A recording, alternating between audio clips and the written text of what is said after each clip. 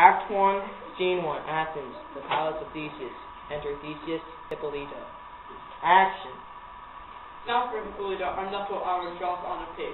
4 happy days bring in another moon. But, oh, methinks how slow this old moon wanes. She lingers my desire, like to death dame or downwangers, long withered a young man's revenue. These 4 days will quickly be followed by night.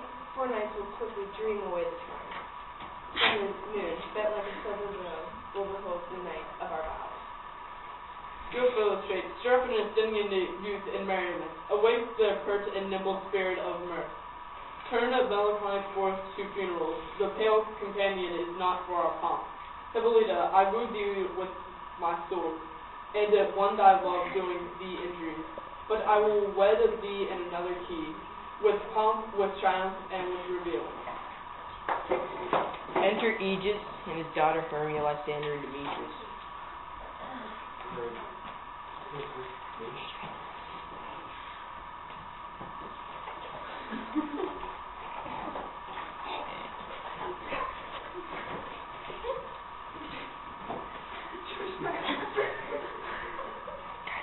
Happy be, Theseus, our renowned Duke. Thanks, good Aegis. What's the news with thee? I am full of problems with my child, my daughter Hermia. Come forward, Demetrius, my noble lord. This man has my consent to marry her. Come forward, Lysander, and my gracious Duke. This man has stolen the heart of my child. You, Lysander, you have given her poems and exchanged tokens of love with my child. You have sung by midnight at her window with appropriate voice, verses of false love and stolen the thoughts of her fantasies, with bracelets of your hair, rings, toys, poems, rifles, flowers, and food.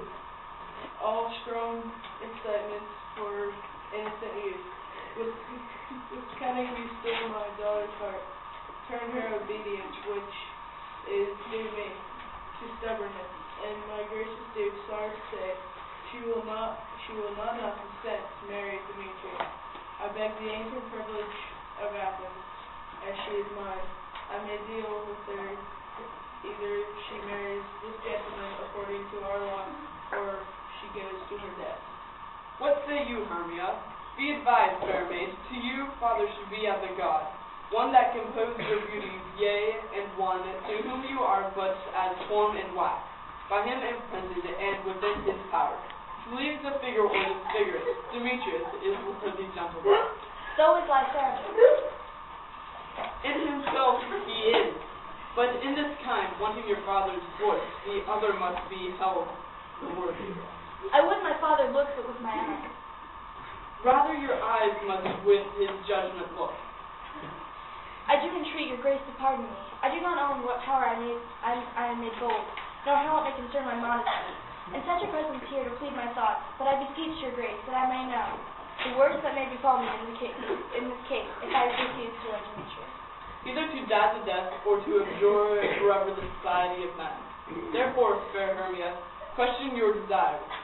Know of your youth. Examine well your blood. Whether, if you yield not your father's choice, you can endure the livery of a nun. For I, to be shady cloistered muse, to live a barren sister all your life, chanting faint hymns to the cold fruitless moon. Thrice blessed that they that master so their blood to undergo such maiden pilgrimage.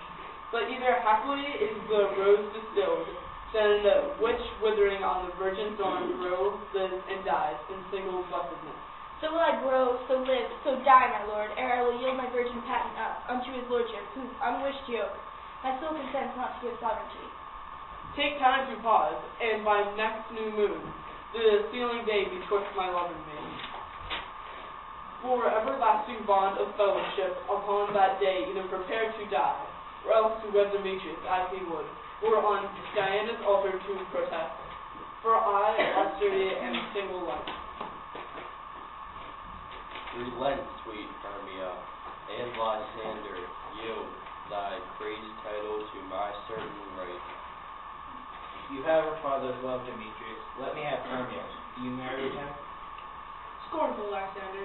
True, he has my love, and what is mine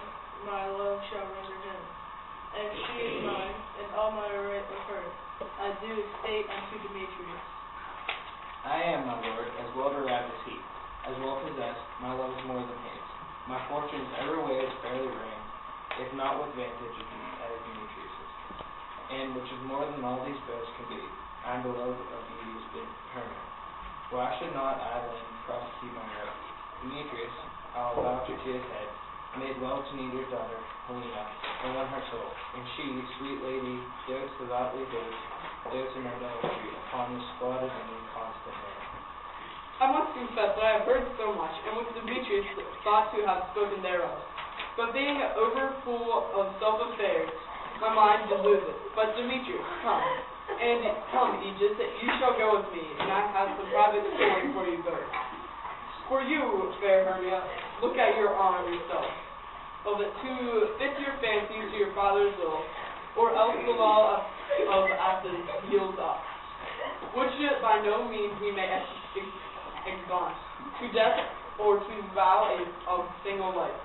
Come, my Hippolyta, what cheer, my love? Demetrius and Aegis, go along. I must employ you in some business against our nuptials, and confer with you of something nearly that concerns yourself.